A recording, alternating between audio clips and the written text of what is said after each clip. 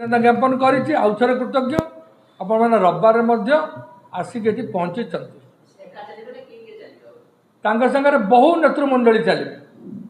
एवं आपण देखिए ये गोटे ऐतिहासिक पदयात्रा हम एवं ए पदयात्रा आप देखिए जे समाज आम भी नवेदन कर बहु लोक आम भी जन पारिनु कि आम आपण जरिया भी समस्त निमंत्रण करने को चाहूँ ओडिशार बरेण्य समस्त बरेण्य व्यक्ति मान जो मैंने अच्छा साधारण लोक समस्त गरीब खटिकिया चाषी मूलिया छात्र युवक महिला समस्त जाति धर्म वर्ण निर्विशेष आपण मैंने आसतु श्रीजीओ का आशीर्वाद भिक्षा करवा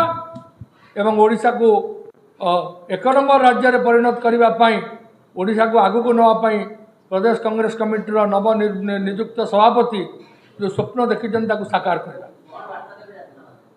सबु वार्ता सी जितेबाला आपणकर बड़दाण्ड सर से कहे जहाँ कहवा कथा जेहेतु नुआ सभापति होती से लक्ष्य आदर्श महत्व सबकि से आपण मान जनइबे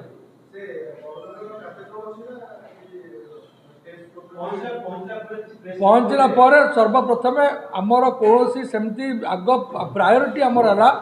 आपण मानक जनईदेवाई मुझे चाहे श्रीजीवर बा श्री श्री जगन्नाथ महाप्रभुंर विश्वर चलती दिह जगन्नाथ महाप्रभुंर आशीर्वाद भिक्षा करवा से आशीर्वाद भिक्षा पर से कौन कहे सेटा सी निजे निर्धारण करेंगे कौन संकल्प कहे कौन आपण मानक कहे से बड़दाण्ड पाखे आपण मानक निश्चय भाव में कहे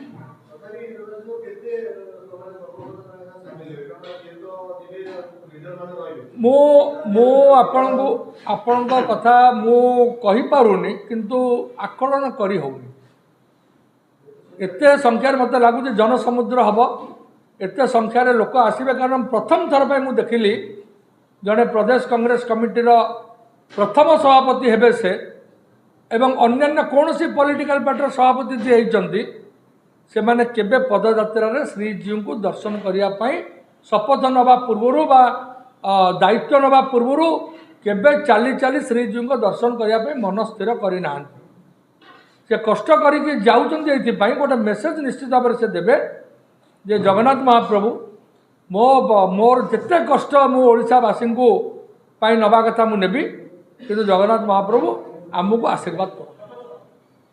ये हुए तो मन में थी पारे आउ कार कौन अच्छी कहूँ 18 राति नाइट हल्ट 19 राति नाइट हल्ट 20 तारीख संध्या पूर्व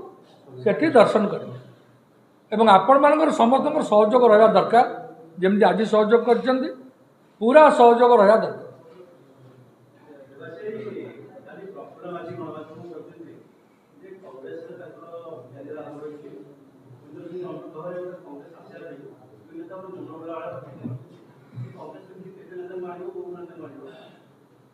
सेटा नेता निर्भर करे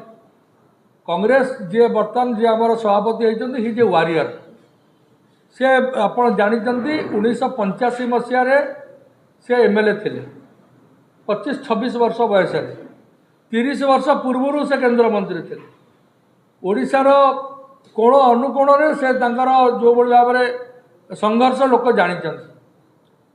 नेतृत्व कांग्रेस नेतृत्व एवं सबुठ बड़ आमर सर्वमान्य नेता राहुल गांधी आमर सर्वमान्य नेत्री सोनिया गांधी आमर सर्वमान्य नेता आमर एआईसीसी सभापति मल्लिकार्जुन खड़गे प्रियंका गांधी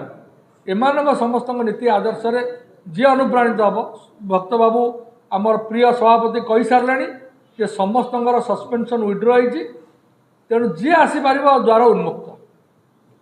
तेणु आमर जी जो लोक जोटी अच्छी समस्ते आसवाई से द्वार उन्मुक्त कर जोगाजोग नकले कौन किए कहीदे बहु लोक आसबे एवं आपण देखिए जे एते लोक आसबे जे आपण मैंने खुशी हे जे कांग्रेस दल गोटे जमी स्प्रिंग्स आपको बर्तमान आम कौन आम कौ दल अच्छु राज्य आम राज्य तृतीय दल अच्छु आम 14टी सीट पाइचु गोटे आमर गठबंधन 15टी सीट पाई आम तृतीय दल अच्छु कि आपण मैंने जो पाखे बस उदित बाबू यासिर बाबू आर्य भाई मिट्टू बाबू ଆପଣ ଏ ମାସକର ସିରିଜ୍ ଦେଖନ୍ତୁ ଅପୋଜିସନ୍ କାମ କିଏ କରୁଛି ଅପୋଜିସନ୍ କାମ ଆମର ଯୁବ ବନ୍ଧୁମାନେ କରୁଛନ୍ତି ମୁଁ ଧନ୍ୟବାଦ ଦେଉଛି ଉଦିତ ବାବୁ ସେ ଜାଗାରେ ଆପଣ ଦେଖନ୍ତୁ ରଣେନ୍ଦ୍ର ପ୍ରତାପ ସ୍ୱାଇଁଙ୍କୁ ସେଠି ହେଲା ଟେକା ମାଡ଼ ସନ୍ଧ୍ୟାବେଳକୁ ବାହାରିଗଲେ କାହିଁକିନା ବିଜେପି ଲୋକ ଇଏ ବାବୁ କ'ଣ କରିଛନ୍ତି ଡେମୋକ୍ରାଟିକ୍ ପ୍ରୋସେସ୍ରେ ଯାଇ କଳା ପତାକା ଦେଖାଇଲେ କ'ଣ ହେଲା ଅବସ୍ଥା 11-12 ଦିନ ଜେଲ୍ରେ ରହିଲେ ଏବଂ ଆମେ ଚାହୁଁ ଗଣତାନ୍ତ୍ରିକ ପ୍ରକ୍ରିୟା ଭିତରେ ଲଢ଼େଇ ହେବ ଜେଲ୍ ମାଟି ପାଇଁ ଲଢ଼େଇ କରିବା ପାଇଁ ଆମ ପାଇଁ ବଡ଼ କଥା ନୁହେଁ